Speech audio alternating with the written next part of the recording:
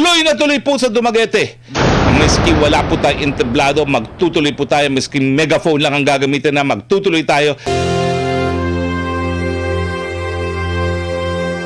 Anong nangyari? Bakit nag-iba? Ang akala nila, okay na tinanggap na, may permit na yung Dumaguete City LGU. Pero ngayon, biglang binawi. Well, ang city, ang Chief of Police ng city po ay sumulat kay Mayor Remolyo at ang sinabi, una-una isa sa magsasalita yung Glenn Chong na maraming mga pula sa ating First Lady na sabi niya mukhang nag-i-incite daw to sedition. Paano mag-incite sa sedition? Hindi naman po public official ang ating First Lady. Wala naman po siyang mandato, wala naman po siyang opisina, no? Hindi po siya public officer, nagkataon lang asawa siya ng presidente. At matapos yun ay sabi nila, hindi raw sapat ang kanilang mga kapulisan para bantayan ang ating dating presidente Rodrigo Roa Duterte. Yan po'y taliwas sa karapatang pantao na mapayapang magtipon-tipon para ilabas ang hinaing sa gobyerno dahil sangayon po sa desisyon sa isang kaso na ako mismo tumayong abogado para sa petitioners, ang IBP versus City of Manila, ang tanging dahilan po para mapagbawal ang rally kung mayroong clear and present danger. Yung kapalpakan po ng pulis na hindi nila raw ma-secure ang dating presidente Rodrigo Roa Duterte, hindi po yung clear and present danger. Kapalpakan po yan dahil dapat lahat ng pulis ay laging handa. At hindi naman po kinakailangan ng maraming proteksyon ng ating dating presidente dahil siya po ang pinakamahal na opisyalis ng ating bayan miski hindi na po siya presidente. Front runner pa nga para sa Senado kung bukas ang gagawin ng halalan. No? Magna-number 1 pa yan. So hindi po dahilan yan. Ang totoong dahilan, well, una-una po, no? Alam nyo ba ho na ang mayor dyan sa syudad na yan ay kaklase ni First Lady Liza Araneta Marcos sa kanilang law school, no? So siguro po may kinalaman yan. Kayo ba? Nagugulat pa ba kayo na may kinalaman yan? At pangalawa, syempre, alam na naman natin ang pagigipit ng Malacanang. Baka hindi mo matanggap ang AIX, hindi mo matanggap ang TUPAD, hindi mo matanggap ang iba pang mga proyekto na galing sa national government kung hindi susunod sa kumpas. Pero alam niyo po, talagang hindi na magpapapigil. Dahil kapag tayo naman ay tatanggapin na lang kanilang panunupil, talaga pong mawawalang bisa ang ating mga karapatan. So nagdesisyon na po ang ating dating presidente Rodrigo Roa Duterte, organizers ng TAPS, Transparency, Accountability, Peace and Security, tuloy na tuloy po sa Dumaguete. Miski wala po tayong entablado, magtutuloy po tayo. Miski megaphone lang ang gagamitin na magtutuloy tayo dahil nandun naman po ang SMNI para i-cover din yan. Para kung wala man lang tayong mga magagarang ilaw, wala tayong mga malalakas na sound system, maririnig nyo pa rin sa pamamagitan ng teknolohiya ng internet kung ano ang nangyayari dyan sa Maisog, sa Dumaguete. Bukas po yan, alas 5 ng hapon.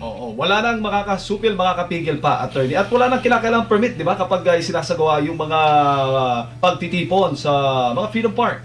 So dito mga kababayan, tinanggalan na rin po sila at binawian na rin po ang kanilang permit to rally sa kanilang peace rally po diyan.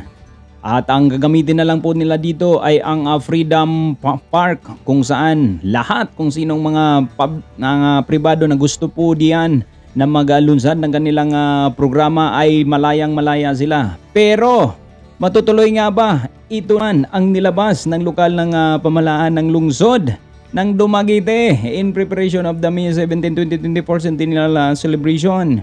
Temporary closed. Freedom Park, temporary closed for maintenance and rehabilitation purposes from May 6, 2024 until further notice. So yan po. Pwede po sana sila diyan kasi ang Freedom Park ay mga pribado man o sinong tao ang gustong maghahayag ng kanilang damdamin ay malaya po diyan. Protektado po yan ng ating batas. Pero ika nga, agad namang naglabas itong Office of the Governor ng temporary closed nga po diyan sa ating sa Freedom Park ng lungsod ng Dumaguete. Dahil po for maintenance purposes at ito ang kanilang ulat. Galing pa po may tatak ng logo ng Bagong Pilipinas. Temporary closure of the Freedom Park. So ito ang sagot ng lokal na lungsod ng Dumaguete pursuant to Section 21 of the Local Government Code of 1991 and in preparation for the upcoming centennial celebration of the provincial capital. It is hereby declared that the Freedom Park shall be temporarily closed to the public for maintenance and rehabilitation purposes. This closure is necessary to ensure that the park is in optimal condition to commemorate this significant milestone in our province's history. During this period, access to the park will be restricted to authorized personnel only. So authorized na lang po sa mga personnel only, which is yung mga tagapaglinis at mga kontraktor, kung sino-sino nga ino-authorized ng lokal na lungsod ng Dumaguete. All concerned departments are instructed to coordinate and provide necessary assistance to facilitate the maintenance and rehabilitation efforts. This order shall take effect immediately and remain in force until further notice. So, iyan po ang sagot. Reason why sinasara po nila. Bukas, May 6 ang start niyan ng maintenance or temporary closure ng Freedom Park, kung saan sana gagamitin ng mga kampo against Marcos administration. Pero talagang itinao naman na magkaroon ito ng temporary closure para dito sa maintenance, para mabigyang daan ang maintenance dito.